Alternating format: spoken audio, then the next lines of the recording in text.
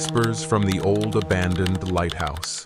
So, what's locked away inside an old busted-up lighthouse? Not just loose bricks and rust, I'll tell you that. There's something colder, sharper, something that howls during a nor'easter and leans in close when you think you're alone. I felt that in my bones the first time I trudged out onto that rain-swept spit of land. Just me and the wind and a hulk of crumbling stone, paint flaking, glass busted out, the kind of place that's way more ghost story than tourist attraction.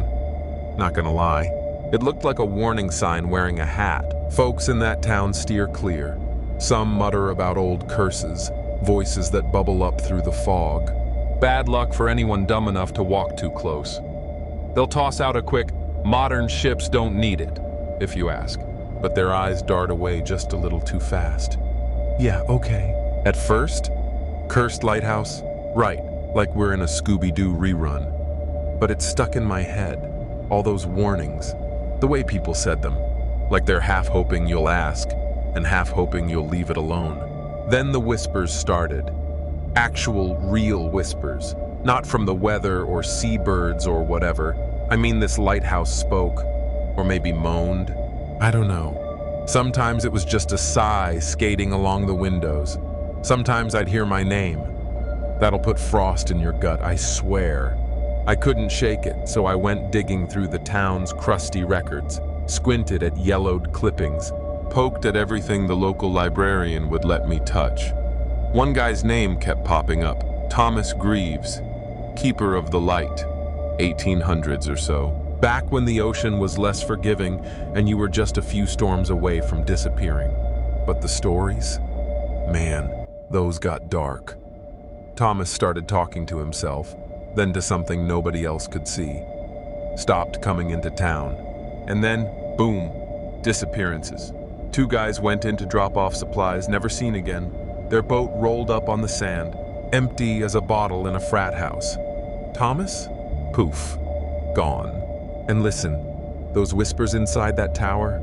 Louder every time I turned a new page. I would have blamed it on too much coffee if a crabby old fisherman hadn't told me he heard the same thing. Swore on his boat's leaky hull that he heard a voice on his radio one stormy night. Radio wasn't even on.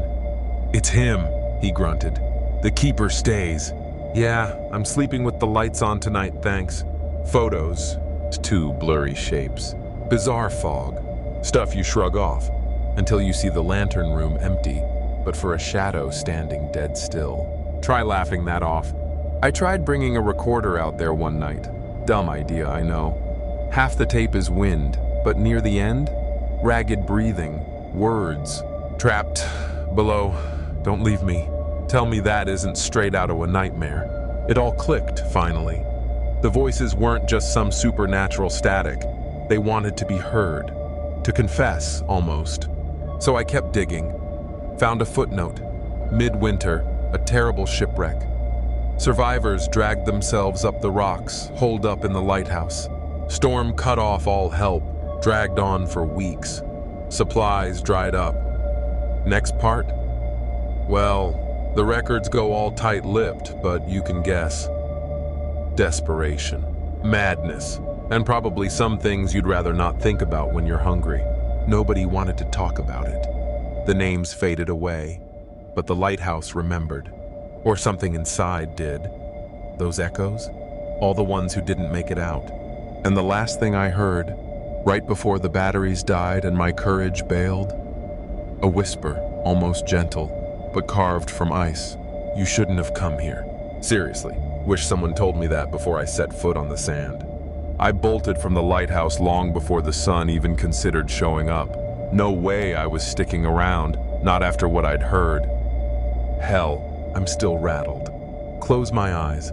Bam, those voices are right there, hissing like I never left. Sometimes I wonder, did Thomas just get a raw deal? Or did he actually slide off the edge? No clue if those whispers were trying to warn us off or pull us closer. Creepy either way, honestly. Some stories just don't tie themselves up neat. But look, here's the thing I know for sure. That lighthouse is still hanging on, half alive, stubborn as a ghost. The whispers? Yeah, they're not shutting up anytime soon. And if you ever wander out there, near that busted old tower, for the love of all that's holy, keep your ears sharp. Because once you let those whispers in, good luck shaking them. Trust me, they stick. That single night scrambled something in me. I don't crack jokes about ghost towns anymore, and I for sure pay more attention to stories that sound like nonsense. Turns out the past sometimes refuses to stay buried. So what's your take? Voices just messing with us? Just the wind and waves doing their thing? Or are there really people, souls, whatever, caught in that never-ending dark? Spill your own warped legends. Share what scared the pants off you. Who knows? Maybe if we pool our weirdest stories, we'll finally drag some real answers into the light. Story 2. The Lighthouse That Never Sleeps. Gray Shore didn't look like much. Just one of those blink-and-you-miss-it coastal hamlets. Sea air thick with fish guts and gossip. Routine ruled everything, except for that damn lighthouse. Everyone pretended not to care, but honestly, no one talked about it unless you pressed them. Even then, just mumbles and side glances. Oh, and the light? Never once flickered in all these years, relentless as a heartbeat, cutting through fog and dark like it was on some sacred mission. Supposedly, it didn't just keep ships off the rocks either. People muttered about it watching them too. Like, they'd catch the beam out the corner of their eye and swear it lingered, nosing around where it shouldn't. The old-school fishermen's tales, the ones with too many teeth and not enough detail, always pinned weirdness on the lighthouse. Town kids got scared just thinking about it, but the grown-ups acted like superstition was beneath them. Of course, that kind of whispered nonsense. Catnip for me. Journalist radar immediately pinged. Cue the dramatic entrance. Creepy lighthouses? Haunted seaside towns? Yeah, that's my bread and butter. I needed something moody, shadowy, with the right balance of shivers and campfire mystery to land in midnight paper columns.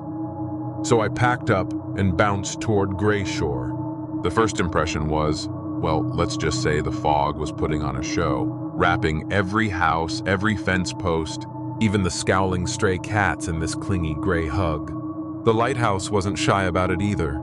That beam speared through soup-thick air, cutting across the surf and up the cliffs, only it felt less like a spotlight and more like a search party for something lost. Straight to the inn for me, and let me tell you, rustic didn't begin to cover it. The floors whined with every step. The innkeeper looked like he'd been carved from salt air and old grudges, scowl lines dug deep enough for pebbles. I only had to ask about the lighthouse once before his whole posture screamed nope. He didn't even drop his voice much, just grunted, leave it be. Not meant for your kind, meaning I guess nosy outsiders. I grinned, fake it till you make it, right? Don't worry, I'm not here for spooks. Secretly though, my guts did a weird little flip. Yeah, you will be, he muttered, turning away with that classic cryptic local energy. So I spent that evening nosing around, cornering heirs to local legend. Whole lot of nervous stories, missing boats, fishermen hearing voices skittering across the water, figures on the cliffs who melted away when you blinked. My favorite? This ancient woman, practically fossilized, stared right into my soul and whispered, "Not the sea you should fear, it's the light. It wakes things." I gave her my best ha-ha sure laugh, but honestly, goosebumps. Not gonna lie. Midnight rolled around and dumb curiosity got the better of me. I tossed my stuff, camera, notebook, flashlight, into a backpack and headed out. The fog was thicker now, clinging to me like I owed it money. The path to the lighthouse was all slippery stones and slick moss, waves grinding against the cliffs loud enough to rattle my teeth. That door, big, rusty thing, warm for no reason. It groaned open so loud it felt like breaking and entering even though I technically wasn't. Inside, the air was pure salt and rust. The staircase wound up forever. Every step echoed like a countdown. Reached the top, found the hardware, giant mirrored plates, spinning and catching the light, flinging it out to sea. Clicked my pen, snapped a few photos, tried to look professional. That's when I noticed beam wasn't steady anymore. It pulsed, not like a machine, but something breathing. Reached the top, found the hardware, giant mirrored plates, spinning and catching the light, flinging it out to sea. Clicked my pen, snapped a few photos, tried to look professional. That's when I noticed beam wasn't steady anymore. It pulsed, not like a machine, but something breathing. Then there it was, a whisper, faint, inside me, not in my ears. I froze. Did the old horror movie call out? Hello? Wind just whistled back. Again, louder this time. Stay! Not gonna lie, my brain was already writing this off as nerves. But then those mirrors? Blue, shimmery glow like moonlight underwater. And the walls? They started. Well, I swear they were rippling. Like the whole place was stretching, flexing around me. Suddenly, nothing mattered. My notes, my camera, all pointless.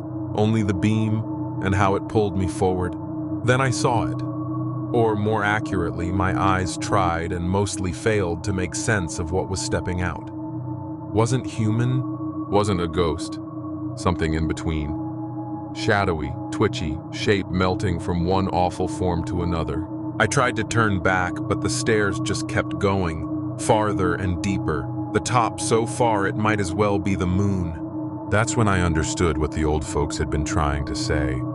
The light was more than just, well, light.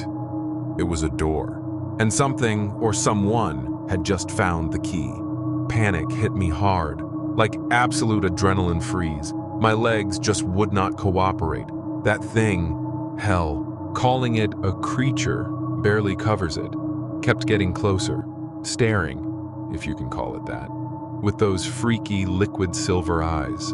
I spun around, aimed for the stairs, and nope, the damn things buckled and seemed to tangle up beneath me, shoving me back to the top like some twisted house of mirrors. The whispering, louder than ever, not solo voices anymore, basically a whole haunted choir shrieking, "Stay, join us, awaken." I clung to the railing. Ice cold, hurt my hands, honestly. That's when it hit me.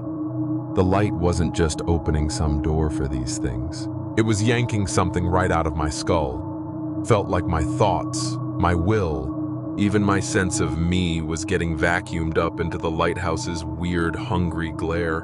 Tried to scream. Nothing came out. Just the sound of my own pulse pounding in my ears. Up at the top. Again. How the hell did I end up there? As I tripped over this battered old diary. Totally random, right? Scrawled handwriting, pure panic, barely legible. The light sees everything. It is not mercy. It is hunger. Every night. It awakens them. And those who look into it are never the same. I fear I cannot leave. Chills. Mood ruined. But crap. Too late for me. I'd already seen it. No going back now, huh? Time went weird, slippery. I couldn't track it at all. Hours might have been days or just 5 minutes. Shadows slithered. Whispers never quit.